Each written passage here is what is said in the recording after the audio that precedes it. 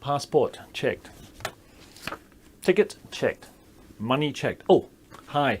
My name is Alan Leon and I'm a chartered accountant. Welcome to the Finance channel, where we're here to give you practical finance and tax tips to keep the taxman off your back. So are you saying bye-bye Australia for good? Have you checked all the boxes to make sure the taxman won't be following you? Let me give you our top 3 tips before you board on the plane right now.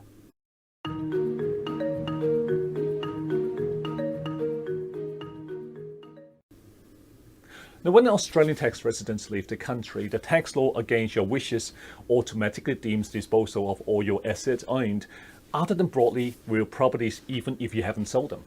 Now, this could result in a pretty big capital gains tax bill. So tip number 1, you may be able to defer paying tax on those assets until they're actually sold by making a simple choice in your tax return. Now, whether or not you want to pay tax upfront or later will depend on a number of factors like how much cash you have and whether those assets are likely to increase in value. As you know, you don't generally pay tax when you sell your family home. However, if you sell your former home after you have left the country permanently, the new law now says that any gain is fully taxable and it doesn't matter how long you've lived in that home for. So tip number 2, if you're planning to leave the country for good, you may actually want to think about selling your home before you leave. And if you have already left and is now living overseas, you may still be able to sneak into transitional provisions and sell your home tax-free before the law comes fully into effect on 1 July 2020. Now let's talk about tip number 3. Quite often we see some families with one of the parents living overseas and with the other parent and the children living in Australia. Now, quite often the parent living overseas will automatically think that he or she is a non-resident for tax purposes.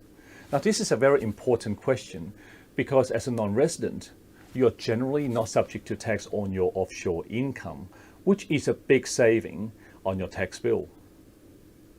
Now, a recent court case finds that there was a husband, although he's been working and living overseas for the last 8 years, and each year were only coming in a handful of times, and they're only spending around 20 to 30% of his time in Australia with his family, was a resident, simply because his wife and children were living in Australia.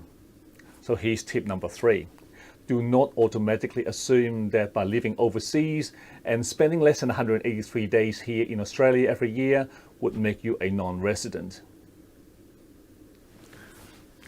The tax rules around residency is still a very grey area and very complex, so make sure you do talk to your consultant before you leave the country, particularly if 1, you have assets, number 2, you own your family home, and number 3, part of your family, children, still live in Australia.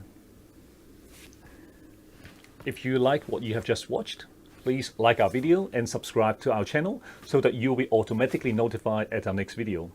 Now, question for the day, what is your number 1 holiday or destination overseas and why? Please tell us more at the comments below, and see you at the next video.